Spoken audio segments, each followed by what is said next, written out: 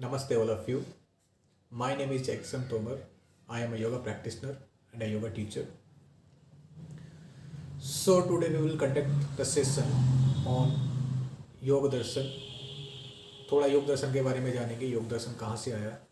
तो it is the part of Indian yoga philosophy, जिसमें total 9 दर्शन हैं, जिसमें से 6 दर्शन आस्तिक हैं और 3 दर्शन नास्तिक हैं. तो जो योग दर्शन है वो आस्तिक दर्शनों में आता है, यानी भगवान पे विश्वास रखता है, इसलिए ये आस्तिक दर्शन कहा गया है. तो सबसे पहले अभी हम एक छोटी सी प्रार्थना करेंगे महर्षि पतंजलि के लिए.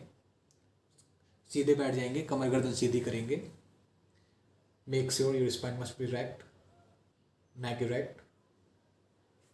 Join your both hands together, eyes remain closed. Awareness on your breath. Deep inhale, deep exhale. योगेन चितस्य पदेन वाचां मलं शरीरस्य च वैद्यकेन योपाकरोतं प्रवरं मुनिना पताञ्जलिं प्राञ्जलिं रानतोऽस्मि. I bow down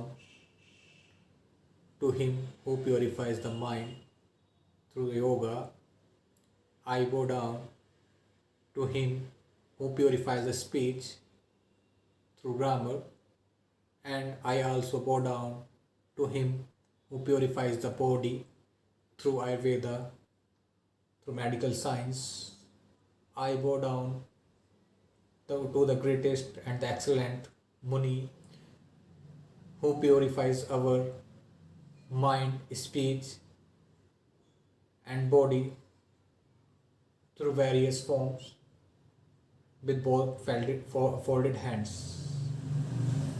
मतलब मैं ऐसे मुनि को दोनों हाथ जोड़ के नमन करता हूँ, नमस्कार करता हूँ, जिन्होंने हमारे मस्तिष्क को, हमारी चित्त की वृत्तियों को निरोध किया योगा के थ्रू, हमारे वाक को, वाणी को शुद्ध किया, प्योरीफाई किया व्याकरण के थ्रू, और जिन्होंने हमारे शरीर के सभी मलों का नाश किया आयुर्वेदा के थ्रू. ऐसे महान ऋषि को मेरा हाथ जोड़ के नमन. धन्यवाद. तो हम योग दर्शन की बात करेंगे. योग दर्शन जैसे कि एक इंडियन फिलोसफी का एक पार्ट है, एक नास्तिक दर्शन है, जिसका एक अलग ही महत्व है. जो योग दर्शन है 2 शब्दों से मिलके बना है, योगा प्लस दर्शन. अगर हम योगा की बात करें तो yoga is to unite of what, unite of outer self to the inner self. मतलब महर्षि पतंजलि कहते हैं जब अपने आउटर सेल्फ को इनर सेल्फ के साथ जोड़ने की कोशिश करते हैं तो वो योगा कहलाता है. अगर हम इसको देखें, अगर और जो विषय हैं उनके अकॉर्डिंग देखें तो श्री कृष्ण श्रीमद् भगवद गीता में भी कहते हैं योग कर्मेषु कौशलम, यानी स्किल इन एक्शन इज योग. अगर मैं अपने थ्रू बात कहूँ तो योगा क्या है, तो when we perform any work with full awareness और full consciousness with aspect to the physical, mental, spiritual, social and mental aspects. तो इन चीज़ों को संचेत रखते हुए, जागरूक होते हुए इनके प्रति अगर हम कोई भी कार्य करते हैं तो वो योगा कहलाता है. तो अगर मैं दर्शन की बात करूं यहाँ पे, तो darshan is means to the vision of soul and the mirror. तो इसको यहाँ पे भी कह सकते हैं कि जो दर्शन है वो किस चीज़ का है, यानी कि हमारे इनर सेल्फ के दर्शन, इनर सेल्फ का जो विज़न है उसको देखना, वो दर्शन कहलाता है. तो इसमें जो दर्शन है वो एक तरीके से ये कह सकते हैं, योगा जो है वो it is the effect of the reflection of the consciousness and the action of sadhaka and the mirror. तो ये क्या करता है, it to observe the practitioner observe the reflection of its consciousness, its mind, its action and its thoughts to correct him is itself or himself. The process guide him towards the observer to his inner self. अगर हम यहाँ इसकी थोड़ी history देखेंगे, थोड़ी history जानेंगे, तो महर्षि पतंजलि ये लगभग 500 वीसी से 200 वीसी के बीच की बात है, जब भगवान श्री विष्णु आदि शेषा पे रेस्ट कर रहे थे। तो उस समय क्या हुआ, भगवान शिव नृत्य कर रहे थे, Lord Shiva was dancing there and he was and Lord Vishnu was observing to him. And वो उनका डांस देखते देखते इतना वशीभूत हो गए, इतना खो गए कहीं, कि जो उनका वजन था वो इतना गुना बढ़ गया कि आदि शेषा को डिस्कम्फर्ट होने लगा। अब इतना डिस्कम्फर्ट होते होते जब उनकी सहन शक्ति बिल्कुल टूटने लगी आदि शेषा की, तो तभी एकदम से भगवान शिव का जो डांस है, डांस फॉर्म वो ख़त्म हो गया और एकदम से भगवान विष्णु वापस अपनी नॉर्मल अवस्था में आ गए। तो इस चीज़ से बड़े आश्चर्यचकित हुए आदि शेषा, और भगवान विष्णु से उन्होंने क्वेश्चन पूछा, हे भगवान, ऐसा कैसे हुआ कि आप भगवान शिव का नृत्य देखते देखते इतने वशीभूत हो गए और आपका जो वेट है वो इतना बढ़ गया कि मैं सहन भी नहीं कर पा रहा था। तो भगवान विष्णु ने उन्हें समझाया कि ये सब भगवान शिव की लीला है, उसी के थ्रू ऐसा हुआ, और आपको भी जल्दी ही भगवान शिव की कुछ ऐसी चीज़ें हैं, आपको उनको पूरा करना पड़ेगा, जल्दी ही आपको भगवान शिव की बातों का करना पड़ेगा। तो तभी उन्होंने बताया कि आपको भगवान शिव के लिए मानव जाति के लिए जो है, आपको ग्रामर, आयुर्वेदा और योगा, इन 3 भाष्यों का भाष्य करना है, यानी कि उनको लिखना है मानव जाति के प्रति। तो आदि शेषा ने क्या किया, इस बात को सुन के उन्होंने मेडिटेट किया और उन्होंने पृथ्वी पे जाने का सोचा कि अगर मानव जाति के लिए इतना कुछ करना है तो मुझे मानव जाति में जाके जन्म लेना पड़ेगा। तो उन्होंने इस चीज़ के लिए मेडिटेट किया और उन्होंने अपनी मेडिटेशन में ध्यान लगाया और देखा कि एक गोयंका नाम की माता भगवान सूर्य से प्रार्थना कर रही थी और बार बार ऑब्लेशंस दे रही थी।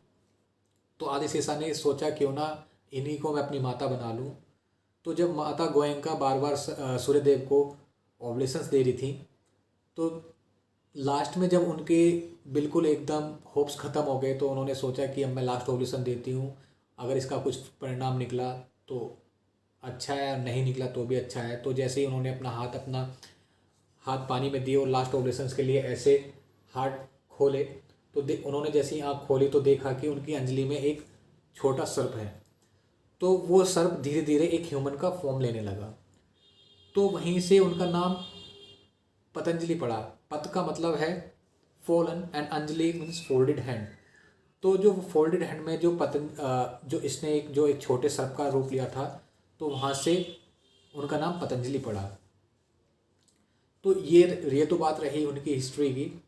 अगर अब बात करते हैं हम योग सूत्रास की, अगर हम योग सूत्रास को एक जगह देखते हैं, तो योग सूत्र जो है वो डिस्क्राइब करता है the ways of overcoming the afflictions and the fluctuations of mind to overcome the obstacles of the mind. तो जो ये कहते हैं, जो अगर इंट्रोडक्शन की बात करें, तो ये एक 196 एफोरिज्म का एक पूरा सेट है, यानी कि जिसमें 4 चैप्टर कवर होते हैं और हर एक सूत्र को इस तरीके से हर एक मोती को इस तरीके उस माला में पाया गया है जिसका एक अपनी बहुत ही छोटा, बहुत ही प्रिसाइज एंड बहुत ही कंसाइज मतलब होता है। अगर हम इस चीज़ को ऐसे देखें कि जैसे एक इंडिविजुअल जो ड्रॉप होती है वो पूरे लेक को और ओशन को भरने में पूरा उसका योगदान रहता है, उसी प्रकार हर एक सूत्र का उस माला में, पिनोई गई माला में, एक अलग ही महत्वपूर्ण जगह होती है। तो जो योग सूत्र है उसी तरीके से एक कल्मिनेटिंग वर्क है to the distillation of human knowledge like pearls on a thread. तो जो ये एक माला है, इसका अलग ही एक महत्वपूर्ण इसकी जगह है ह्यूमन की नॉलेज, ह्यूमन के लिए। तो जो इसकी एक तरीके से हम कह सकते हैं कि जो इस मैसेज एक जो कॉम्प्रिहेंड मैसेज देता है Yoga Sutra, to transform the one self into the higher evolve. तो अगर हम देखें कि जो ये समाधि पाद है, तो यहाँ सॉरी, अगर इस सूत्र को पतंजलि योग सूत्र को देखें तो इसमें 4 चैप्टर है: समाधि पाद, साधन पाद, विभूति पाद और कैवल्य पाद। तो अगर हम समाधि पाद को देखें, समाधि 2 शब्दों से मिलकर होता है, समा प्लस अधि। समा देखें तो समा मीन्स लेवल, तो अलाइक स्ट्रेट, अप्लाइक स्ट्रेट एंड सेम लेवल, और अधि मीन्स ओवर एंड अबव। तो अगर यहाँ समाधि की बात करते हैं तो ये समाधि पाद जो है उन लोगों के लिए था जो अपने पिछले जन्म में उन्होंने अपनी पूरी साधना की, किसी साधक ने पूरी साधना की, और वो फिर से जब उन्होंने जन्म लिया तो वो अपनी साधना को उन्होंने वहीं से शुरू किया। तो ऐसा समाधिपाद बताते हैं कि Samadhipada is for one those who evolve for the higher ones. तो अगर हम इसको बात करें तो it is a tracing source of the consciousness and the share. तो अगर हम इसको और डीप में जाए पतंजलि योग सूत्र के, तो महर्षि पतंजलि ने योगा की डेफिनेशन बताते हुए बोला है, योग से चित्त वृत्ति निरोध है। अगर हमें चित्त की वृत्तियों का निरोध करते हैं तो वो योगा कहलाता है। अब यहाँ पे चित्त क्या है? जो चित्त है, योगा तो हमने जान लिया था जब हमने योग दर्शन शुरू किया था, तो योग दर्शन में उसकी डेफिनेशन बना दी थी, to unite the outer self to the inner self. अगर चित्त की बात करते हैं तो चित्त क्या है? चित्त एक कोई सिंपल वर्ड नहीं है, it is compromise with the 3 words like ego यानी अहंकारा, इंटेलेक्ट यानी बुद्धि, एंड द मनस माइंड। इन तीनों को जब हम एक जगह जोड़ देते हैं तो ये चित्त होता है। चित्त क्या होता है? ये चित्त हमारे संस्कार होते हैं उनको एक जगह स्टोर करता है। तो ये एक तरीके से ये भी कह सकते हैं, chitta is the storehouse of our samskaras. तो अब ये संस्कारास कहाँ से आते हैं? ये संस्कारास हमारे कर्म पे डिपेंड होते हैं। अगर हम अच्छे कर्म करते हैं तो उसके अच्छे फल मिलेंगे, बुरे कर्म करते हैं तो उसके बुरे फल मिलेंगे। और जो हम दोनों तरीके के कर्म करते हैं, अच्छे और बुरे, तो उसके अच्छे फल मिलेंगे, बुरे फल मिलेंगे। और जो जिसके फल कुछ नहीं होते हैं तो वो एक तरीके से योगियों के कर्म होते हैं। तो वो विभूति पाद के 7 और 8 सूत्र में बताया गया है, वो बात की बात है। अभी बात कर लेते हैं चित्त की बात। तो चित्त क्या है? ये अहंकार, माइंड और इंटेलेक्ट, इन तीनों का एक फॉर्म है जो हमारे संस्कारों को इकट्ठा करता है एक जगह। तो ये चित्त हो गया। और वृत्ति क्या है? These are the modulations and fluctuations of mind. अगर इस चीज़ को हम इस तरीके से समझें, जैसे एक जार है, पानी का जार है, उस जार में अगर हम कोई कंकड़ डालें तो वो कंकड़ क्या है? उस पानी में वाइब्रेशंस प्रोड्यूस कर देता है, फ्लक्चुएशंस प्रोड्यूस कर देता है। तो इस चीज़ को ऐसे समझे, जो जार है ये हमारा चित्त हो गया, और उस जार के अंदर जो वृत्तिज हैं, जैसे वो फ्लक्चुएशंस हुए तो वो वृत्ति, उस पानी के अंदर जो फ्लक्चुएशंस हुए वो वृत्तिज हो गई। तो ये ऐसे हो गया। तो अगर हम आगे चलते हैं तो महर्षि पतंजलि ये कहते हैं कि ये वृत्ति आई कैसे? जो हम चीज़ देख रहे हैं, सुन रहे हैं और कर रहे हैं, उन चीज़ों से, उन चीज़ों को करते हुए, उन चीज़ों के संस्कारों से ये वृत्ति प्रोड्यूस हुई। अब वृत्ति कितने प्रकार की होती हैं? वृत्ति वैसे तो जो क्लिष्ट और अक्लिष्ट 2 प्रकार की होती हैं। इन वृत्तियों के अंदर भी इन 5 महर्षि पतंजलि कहते हैं, जो इन्होंने बोला है, वृत्तियाँ पंचतैय क्लिष्टा क्लिष्टा। तो जो वृत्तियाँ वो 5 प्रकार की बताई गई हैं: प्रमाण, विपर्य, विकल्प, निद्रा और स्मृति। प्रमाण के अंदर भी 3 आते हैं: अनुमान, आगम। अनुमान मतलब किसी चीज़ को हमने जैसे देखा, हमने कोई चीज़ पहले देखी थी, अब उस चीज़ का हमने, आप मान लीजिए जैसे पहाड़ में धुआं उठ रहा है, तो हमने अनुमान लगाया कि हाँ वहाँ पे धुआं उठ रहा है, तो मतलब वहाँ आग है। तो इस तरीके से ये अनुमान हो गया। आगम मतलब हमने अपना जो वेद हैं, शास्त्र हैं, उनको जैसे सुना हमने, वैसा उसको बोल दिया, वो आगम हो गया। और प्रमाण, जैसे प्रमाण है, हमने देखा, सुना, उस तरीके से जो हमारे देखने में आता है, सुनने में आता है, वो सब प्रमाण है। तो ये एक तरीके से वृत्ति हो गई। विपर्य क्या है? विपर्य है किसी चीज़ का उल्टा समझना। मान लो जैसे किसी पेड़ पे रस्सी टंगी हुई थी, अंधेरे में हमने देखा तो हमने उसके विपरीत समझ लिया, उसको सांप समझ लिया, तो ये विपर्य हो गया। विकल्प क्या है? विकल्प में ये होता है कि हमारे पास ऑप्शंस होते हैं। और इसी तरीके से फिर निद्रा हो गई, निद्रा भी एक तरीके की वृत्ति है, और स्मृति भी एक तरीके की वृत्ति है। तो ये वृत्ति होगी। अब इन वृत्तियों से निरोध करने के उपाय महर्षि पतंजलि कहते हैं कि दो तरीके बताए हैं उन्होंने, अभ्यास और वैराग्य। तो अब महर्षि पतंजलि कहते हैं अभ्यास वैराग्यम तन्यरोधा, मतलब अगर हम किसी चीज़ का अभ्यास करते हैं और वैराग्य करते हैं, उन चीज़ों से हम छुटकारा पा सकते हैं, रिनंसिएशंस ऑफ माइंड, यानी कि वैराग्य। तो अगर हम अभ्यास की बात करते हैं तो महर्षि पतंजलि कहते हैं तत्र स्थितौ यत्नो अभ्यास है, मतलब किसी चीज़ का हम बार बार अभ्यास करते हैं किसी स्थिति में रह के, तो वो अभ्यास हो गया। वहीं अगर वैराग्य की बात करें तो महर्षि पतंजलि ये कहते हैं कि सातु दीर्घकाल निरंतर सत्कार से दृढ़ भूमि, मतलब दृढ़ होते हुए हम किसी चीज़ की पूरी कंटिन्यूस लगातार प्रैक्टिस करते हैं, तो वो भी एक तरीके से उस चीज़ से हमें छुटकारा दिला सकता है। अब ये बात करें, हमने शुरू में बात करी थी कि ये आस्तिक दर्शन है, ये आस्तिक दर्शन क्यों है? तो आस्तिक दर्शन के लिए योग सूत्र ये कहता है कि कलेश कम विपाका से परामृष्ट पुरुष विशेष ईश्वर, मतलब यहाँ ईश्वर, इन्होंने ईश्वर के लक्षण बतला दिए। तो वो ये कहते हैं कि जो क्लेश हैं, जो कलेश से परे हैं, कर्म से परे हैं, विपाक से परे हैं और आस्य से परे हैं, इन चारों से जो परे है वो ईश्वर है। अब यहाँ कर्म क्या है? कर्म की अभी थोड़ी सी पीछे भी हमने बताया था कर्म क्या है, कितने प्रकार के कर्म हैं। कर्म यहाँ 4 प्रकार के बताए हैं।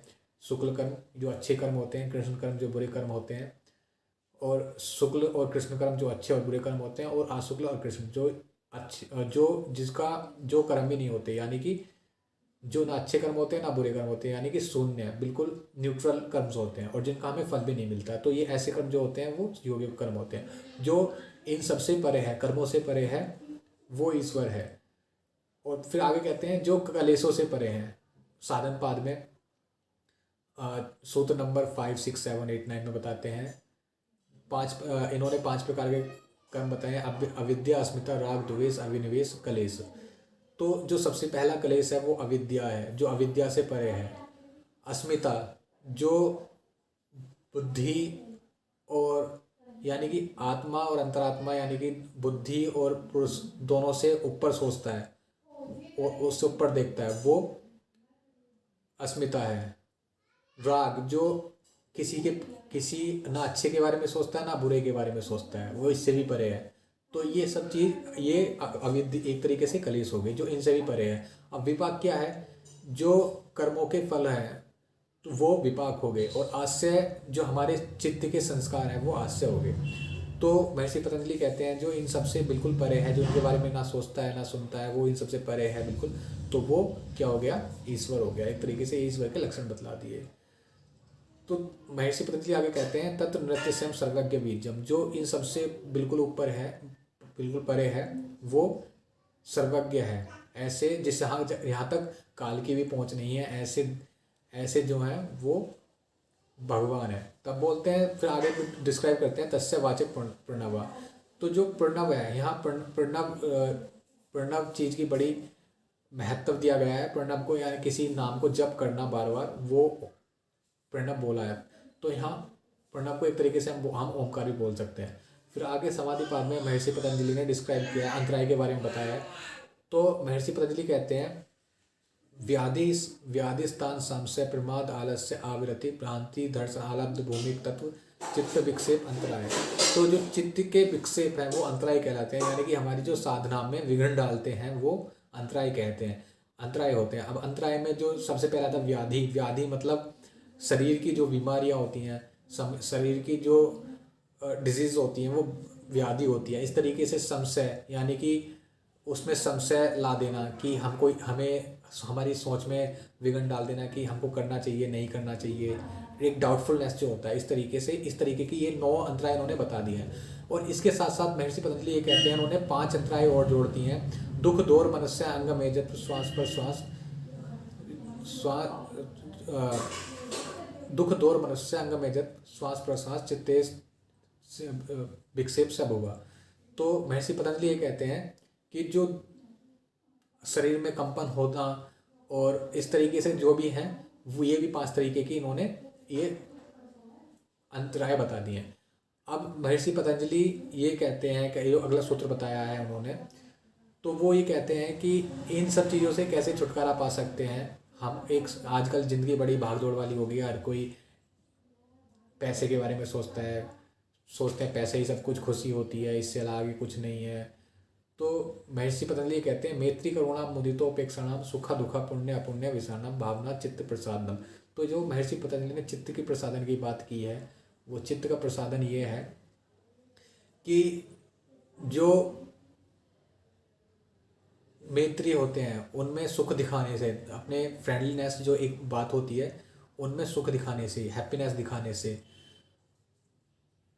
और दुख में करुणा, दुखी आत्माओं में करुणा दिखाने से, यानी कि दया का भाव दिखाने से, सुख दुखा पुण्य आत्माओं में मुदिता दिखाने से। इस तरीके से इन्होंने ये 4 से 5 चीज़ें बताई गई हैं जो हमें एक आंतरिक हैप्पीनेस देते हैं, एक सोलफुलनेस, खुशी देते हैं। आगे महर्षि पतंजलि ये कहते हैं कि जब हम आगे चलते हैं तो और ये बताते हैं कि समाधि के बारे में भी उन्होंने बात की है। समाधि के बारे में भी उन्होंने बात की है। समाधि जो निर्विष समाधि है और सबीज समाधि है, और उन्होंने कई समाधि के बारे में बात करी है। तो ये तो हो गई है हाँ समाधिपाद की बात। अगर हम बात करें साधनपाद की, तो साधनपाद का भी बड़ा महत्व है। तो उन्होंने ये बताया है साधनपाद में भी कि जो साधनपाद होता है कि किसी चीज़ को साधना, यानी कि प्रैक्टिस करना। अब वो साधना किस चीज़ के साथ होगा, तो वो थ्रू एक्शंस, यानी कि थ्रू क्रिया योगा। तो उन्होंने क्रिया योगा के लिए बताया गया है कि तप स्वाध्याय ईश्वर प्राणिधाना क्रिया योगा। तो जो क्रिया योग है, तो क्रिया योग में वो बताते हैं कि जो तप है, तप करना मतलब अधिक कष्ट सहते हुए, अपने स्वधर्म का पालन करते हुए जो हम कष्ट सहते हैं, और अब जो हमारे चित्त के मल हैं उनको दूर, तप जो है वो चित्त के मलों को भी दूर करता है। और जो फिर दूसरा है स्वाध्याय, यानी कि सेल्फ स्टडी, मतलब हमारे वेद शास्त्र और इन सब का जो पठन पाठन है, सुनना सुनाना है, तो वो स्वाध्याय हो गया।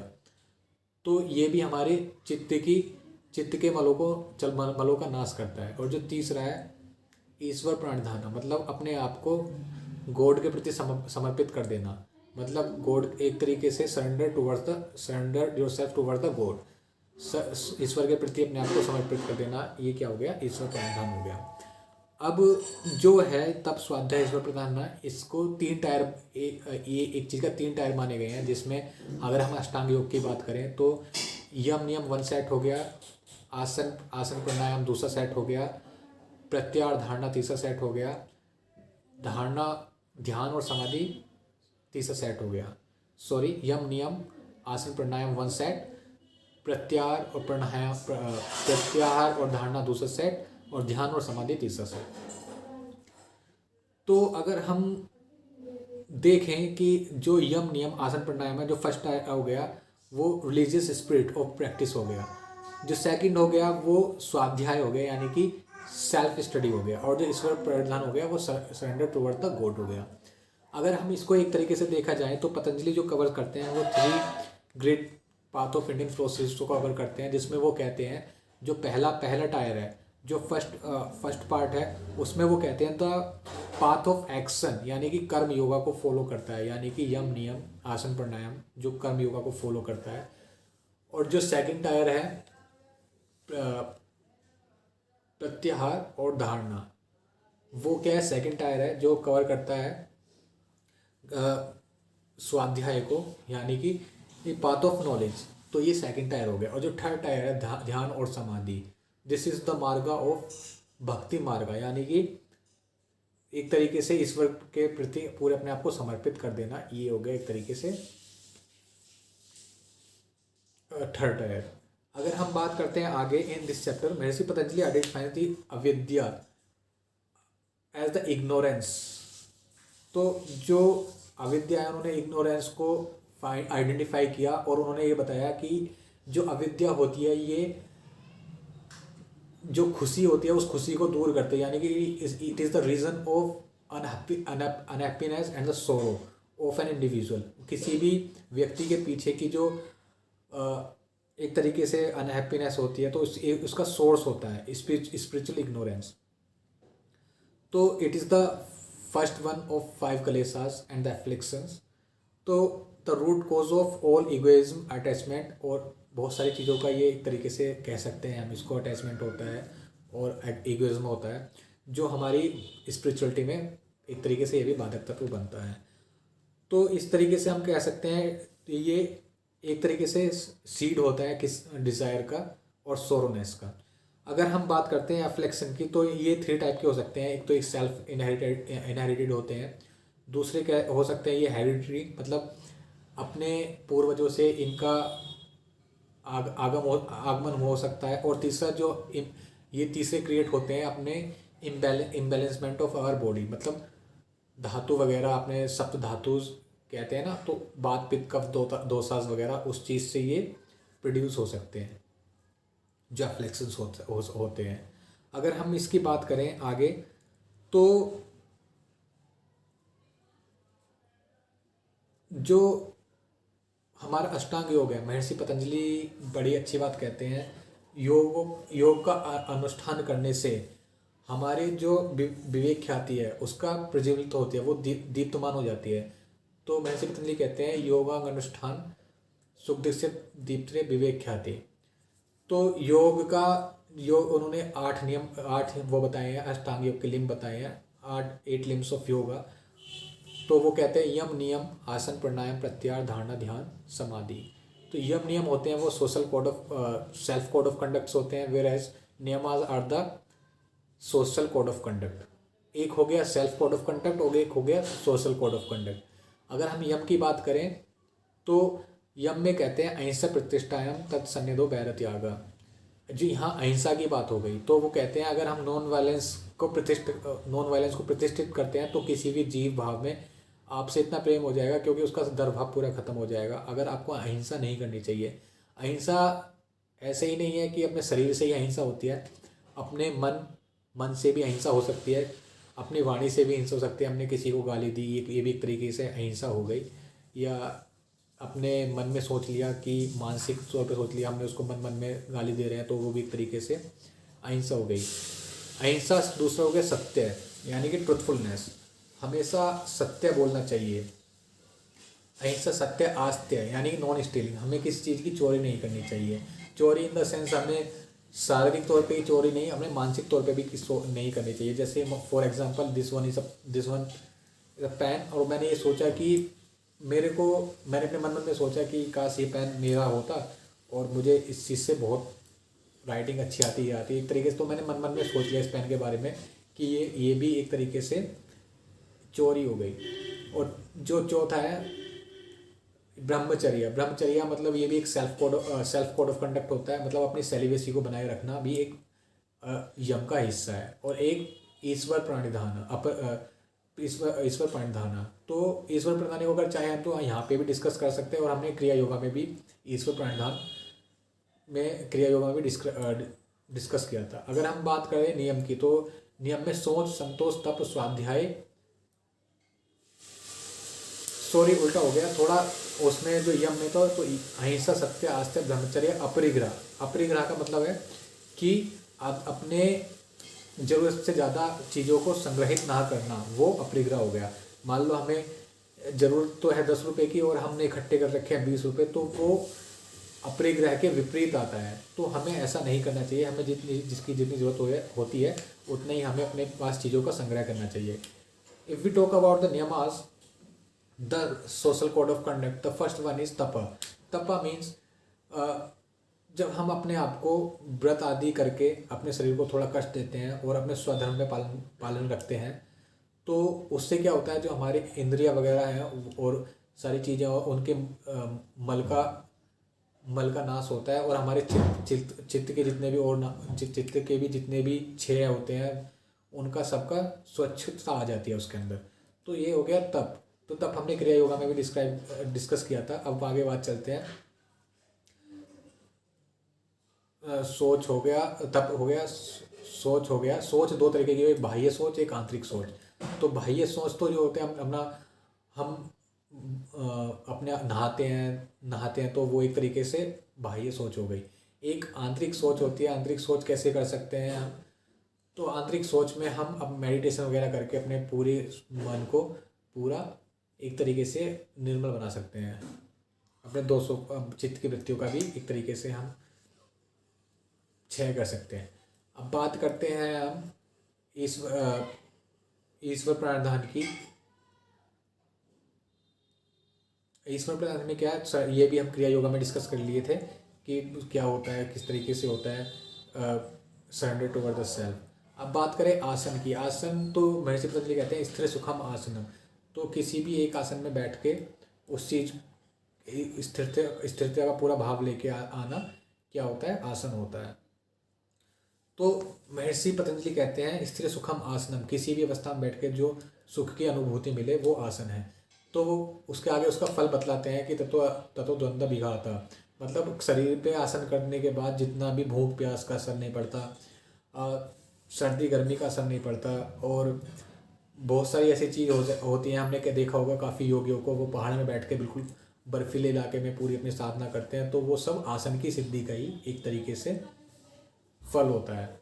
अब बात करें अगर हम प्राणायाम की, तो प्राणायाम को देखें तो प्राणायाम को एक थोड़ा संधि विच्छेद करें तो प्राण प्लस आयाम, यानी कि अपने श्वास का आयाम कर देना, तो ये प्राणायाम कहलाया जाएगा। तो महर्षि पतंजलि कहते हैं तस्मिन् सति श्वास प्रश्वास योग गति विच्छेद। तो अपने श्वास को शरीर के अंदर प्रविष्ट करना, यानी कि inhalation is called shwasa, where is exhalation is prashwasa. तो और इन दोनों के बीच की जो स्थिति है, the retention of breath is called kumbhaka. तो ये महर्षि पतंजलि ने ये बता दिया। अब बात करें तो इसके फल की, तो इसमें महर्षि पतंजलि कहते हैं तत्व प्रकाश आवरण क्षय।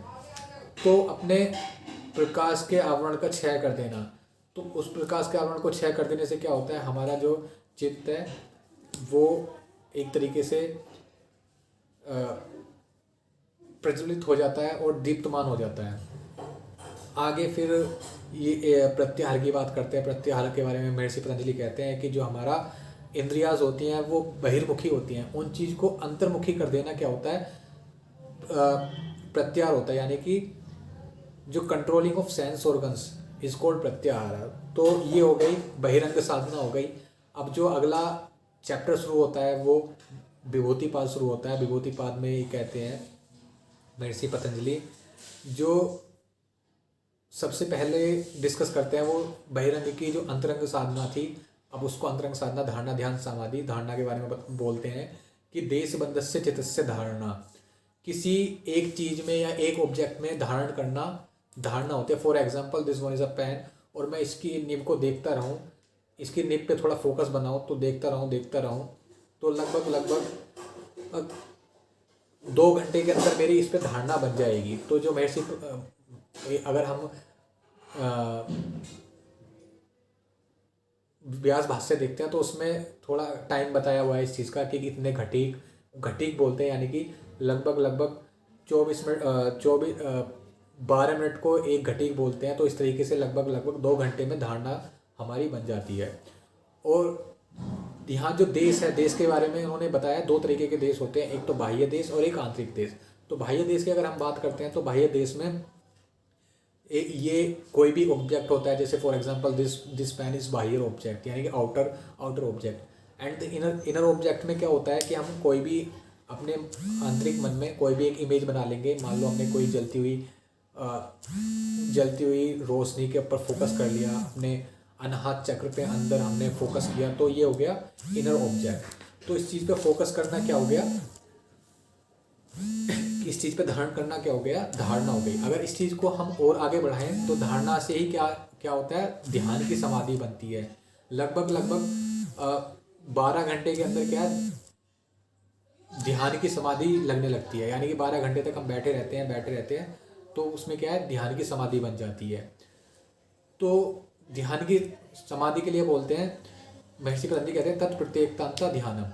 किसी चीज़ को ताड़ ताड़ देखना वो ध्यान हो जाता है। फॉर एग्जाम्पल, एक जो ऑयल का कैनिस्टर होता है, उससे अगर हम एक कैनिस्टर से दूसरे डब्बे के अंदर ऑयल को पलटते हैं तो वो जो उसकी ऑयल की जो पूरी धार होती है वो क्या होता है, उसमें जब उसको एक डालने लगते हैं वो पूरी एक धार के तरीके से उसमें एक डब्बे से दूसरे डब्बे में जाता रहता है। तो वो जो स्थिति होती है एक तरीके से ध्यान की स्थिति होती है। तो इस तरीके से हम ये भी कह सकते हैं कि हम इस पेन ऑब्जेक्ट को देखते रहे और धीरे धीरे हमारा जो धारणा थी वो ध्यान में कन्वर्ट हो गई लगभग 12 घंटे के बाद। अब धीरे धीरे जब ये ध्यान की स्थिति और बढ़ जाएगी तो ध्यान से हम सीधा कहाँ पहुँच जाएंगे, हम समाधि में पहुँच जाएंगे। तो महर्षि पतंजलि कहते हैं तदेव आत्मार्थ निर्वास सर्वरूप शून्यमेव समाधि। तो समाधि की जो हमारे विचार हैं बिल्कुल जब वो शून्य हो जाते हैं, शून्य हो गए मतलब तो हमें किसी चीज़ का ज्ञान नहीं रहता, सिर्फ अपने आप की भी हमें शुद्धि नहीं रहती, तो वो क्या है, समाधि की स्टेज पहुंच गए। तो ये हो गया जब इन चीज़ों धारणा ध्यान समाधि को एक जगह एकत्रित कर देते हैं। तो महर्षि पतंजलि कहते हैं त्रियाम एकत्र संयम। इन तीनों चीज़ों को एक जगह करने से संयम की स्थिति कहलाती है। अब जब आगे जाते हैं तो महर्षि पतंजलि विभूतिपाद में कहते हैं कि जो सिद्धि होती हैं, इस पाद में, इस चैप्टर में सिद्धि का भी वर्णन किया गया है। सिद्धि में वो कहते हैं कि जब हम चैप्टर नंबर 3 में सूत्र नंबर 23 है तो वो कहते हैं मैत्री आदिशु बलानी। तो जब हम मैत्रियों के साथ अपना व्यवहार बढ़ाते हैं तो मैत्री आदि में हम अपना कंसंट्रेशन करते हैं तो उसमें हमारी मित्रता जैसे वो कहते हैं यदि हम अगर हाथियों में अगर ध्यान लगाते हैं तो हाथी जैसी पावर हमें मिल जाती है। तो वो कहते हैं बलेसु हस्त ब्लादिनी। तो इस तरीके से हाथी जैसी पावर हमारे अंदर आ जाती है। और अगर आगे चलते हैं तो महर्षि पतंजलि ये भी कहते हैं हम अगर सूर्य वगैरह में भी संयम करते हैं तो जिसमें भी हम तो जैसे सूर्य में संयम करते हैं तो उस तरीके से सूर्य के द्वारा संयम करने से हमें पूरे 14 लोकोस यानी कि 14 भुवन है, उस तरीके से हमें 14 लोकों का ज्ञान हो जाता है। यानी कि सोलार सिस्टम पे भी अगर हम संयम करते हैं तो हमें सोलार सिस्टम की पूरी नॉलेज हो जाएगी। तो इस तरीके से इतनी सिद्धियां मिल जाती हैं। लेकिन महर्षि पतंजलि इसके साथ साथ भी हमें सचेत करते हैं, हमें जागरूक करते हैं कि अगर आप इन सिद्धियों के बीच फंस के रह जाएंगे तो इससे क्या होगा, आपको जो केवल्य प्राप्ति का जो लक्ष्य दिया गया था वो केवल्य प्राप्ति का लक्ष्य आपको नहीं मिल पाएगा। इसलिए क्या है, इन सारी सिद्धियों को यहीं छोड़ के आपको आगे बढ़ जाना चाहिए। तो महर्षि पतंजलि इसी चैप्टर में सूत्र नंबर 45 में ये कहते हैं तत्व अणिमादि प्रादुर्भाव काय संपत तदत्मान विघातस्य। तो मतलब 8 प्रकार की सिद्धियों के बारे में बताया गया है। 8 प्रकार की सिद्धि कौन कौन सी है, जैसे अणिमा, गरिमा, महिमा, लघिमा, प्राप्ति, प्रकाम्य, वसित्व और ईशित्व। ये 8 प्रकार की सिद्धि बतलाई गई हैं। अगर हम देखें जैसे हनुमान जी थे, हनुमान जी जब लंका के अंदर गए थे तो पहले उन्होंने सूक्ष्म रूप रख लिया था। तो वो एक तरीके से सूक्ष्म रखने का तो अणिमा मतलब छोटा रूप रख लिया था। इसी तरीके से जब वो फिर आप बड़े हुए, जब वो अधिपति लंका रावण के सामने गए तो उन्होंने अपना पूरा शरीर एकदम बड़ा कर लिया। तो इस तरीके से अपना शरीर पूरा बड़ा कर लिया इस तरीके से, और भारी भी कर लिया। तो ये सब सिद्धियों के ही प्रभाव है। तो इन सिद्धियों में ना फंस के हमें आगे बढ़ना चाहिए। तो महर्षि पतंजलि आगे चैप्टर 4 में चलते हैं। तो चैप्टर 4 में वो कहते हैं कि जो ये सिद्धियां मिलती हैं, हमें सिद्धियां कैसे मिलती हैं, इसके भी उन्होंने 5 तरीके बताए गए हैं। पहला तरीका था, तो महर्षि पतंजलि कहते हैं जन्म औषधि मंत्र तप, जन्म औषधि मंत्र तप और समाधि जा सिद्धिया, जो जन्म से मिले, औषधि से मिले, मंत्र से मिले, तप से मिले और समाधि से मिले। इन 5 से जो मिले वो क्या कहलाते हैं, इन 5 से हमें सिद्धियां मिलती हैं। यानी कि मंत्र से मतलब औषधि, जन्म से यानी कि जो योगी था, जो 7 अक्ता पहले उसकी मृत्यु हो गई, वो अपना शरीर छोड़ के चला गया, फिर से उसने जन्म लिया, तो वो अपनी अपनी जो साधना है वो वहीं से शुरू करेगा, और उसके चित्त के संस्कार इतने अच्छे हो चुके थे, मतलब चित्त के और सारे फल उनके हो चुके थे, लेकिन कुछ उन्होंने ऐसे अच्छे कर्म किए होंगे कि वो सब कुछ उन्हें याद रहा था, तो वो अपना जन्म से ही वो सब चीज़ लेके आते हैं। अपनी जो साधना है तो वो यहीं से साधना शुरू करते हैं, तो जन्म से फिर अपनी सिद्धियों को लेके आते हैं। दूसरा, औषधि से मतलब कुछ जड़ी बूटियों से ड्रग्स लेके अपने बॉडी को इतना शून्य करते हैं, तो वो शून्य कर लेते हैं, और उस चीज़ में वो फिर से इसमें लीन हो जाते हैं अपनी साधना में। इस तरीके से वो अपनी सिद्धियों को फिर से कर सकते हैं। फिर मंत्र को वो सिद्ध कर लेते हैं। मंत्र को अगर एक ही मंत्र को रिपीटेशन करते हैं, उस पर अवेयरनेस रखते हैं, फोकस करते हैं, तो इससे क्या होता है, उसकी सिद्धि पूरी उस मंत्र पे भी सिद्धि हो जाती है। तो उस मंत्र को सिद्ध करने से भी उसको सिद्धियाँ मिलती हैं। और जन्म औषधि मंत्र तप करने से, शरीर आदि के कष्ट सहन करने से, अपने स्वधर्म का पालन करते हुए, अपने इंद्रियों का जो मल का क्षय हो गया है उन मल को क्षय करते हुए भी हमें सिद्धि मिलती है। अगर समाधि से जो समाधि है, हमारे विचार पूरे शून्य हो चुके हैं, उस विचारों का भी क्षय करते हुए सब समाधि से भी हमें सिद्धियाँ मिलती हैं। तो ये 5 तरीके महर्षि पतंजलि ने बता दी। अब जो सूत्र नंबर चैप्टर 4 का जो सूत्र नंबर 7 और 8 है, तो उसमें ये कहते हैं महर्षि पतंजलि कि यहाँ उन्होंने 4 प्रकार के कर्म बताए गए हैं। जो 3 प्रकार के कर्म है वो तो एक आम साधक के लिए हैं, और जो चौथे प्रकार का कर्म है वो उन्होंने योगियों के लिए बताया है। तो महर्षि पतंजलि कहते हैं कर्म शुक्लाकृष्ण योगिन स्त्री विधि मितिरसन, मतलब 3 प्रकार के कर्म तो उन्होंने बता दिए। शुक्ल कर्म, कृष्ण कर्म। शुक्ल मतलब अच्छे कर्म, कृष्ण मतलब बुरे कर्म, और शुक्ल कृष्ण अच्छे और बुरे यानी पाप और मिश्रित कर्म, और अशुक्ला कृष्ण कर्म जो योगियों के कर्म होते हैं। जो अच्छे कर्म होते हैं आपको उनका भी फल मिलेगा, आपके उनके संस्कार इकट्ठे होंगे। संस्कार इकट्ठे होने से आपका जो जीवन है वो आगे के लिए बढ़ जाएगा, आप कर्म बंधनों में संस्कारों में लिप्त हो जाएंगे, तो आपको उसी प्रकार से आपका जन्म होगा। फिर जो अकृष्ण कर्म है, आप बुरे काम करेंगे, बुरे कामों के आधार पर आपके आप संस्कारों से बंध गए, तो आपको उसके हिसाब से आपका अगला जन्म होगा। फिर उसी प्रकार से जो पाप मिश्रित कर्म है उनके कर्म आपके कर्म संस्कार प्रोड्यूस हुए, तो उससे आपको अगला जन्म मिलेगा उसी प्रकार से। लेकिन जो अशुक्ल आकर्षण कर्म है उसका कोई इस प्रकार का अपना कोई ऐसे संस्कार नहीं होते हैं, उसको अच्छा एक वो होता है, और वो केवल्य प्राप्ति की ओर अग्रसर हो जाता है। तो महर्षि पतंजलि ये भी कहते हैं, जब सूत्र नंबर 29 में कहते हैं प्रसंख्याने अपि कुसिदस्य सर्वथा धर्मेक समाधि, जब उसके कर्म संस्कार खत्म हो जाते हैं तो उसे धर्मेक की समाधि की अवस्था प्राप्त होती है, यानी कि उसका जो चित्त है वो प्रकाशमान हो जाता है। इसी प्रकार से सूत्र नंबर 34 में भी कहते हैं, जब योगी के लिए कुछ और करने लायक नहीं रह गया है, उसके जो भी काम था उसके करने लायक उसने वो काम है। जैसे ईश्वर भी कहते हैं कि भगवान श्री कृष्ण ने भगवत गीता में कहा था कि मेरे करने योग्य अब कोई काम बाकी शेष नहीं रह गया। तो उसी प्रकार यहाँ पे महर्षि पतंजलि ये कहते हैं कि जो योगी इतना लीन हो जाता है, जब उसके करने के लिए कोई काम नहीं बचता है, तो वो क्या करता है, केवल्य की प्राप्ति करता है। तो इस तरीके से महर्षि पतंजलि ने इतना ज्ञान हमको दिया। अब लास्ट में कंक्लूड करते हुए इस चीज़ को मैं यहीं बोलूँगा कि जो विष्णु पुराण से एक कोटेशन है, तो वो बोलते हैं, तो व्यास भाष्य में भी उन्होंने व्यास जी ने बोला है कि yoga is can be understood through only yoga can be teaches only through yoga is the secret practice that can be done secretly is called yoga. तो सब चीज़ को देखते हुए यहाँ पे समअप करते हुए मैं अपने आज के सेशन को विराम दूंगा। थैंक यू, नमस्ते and thank you once again.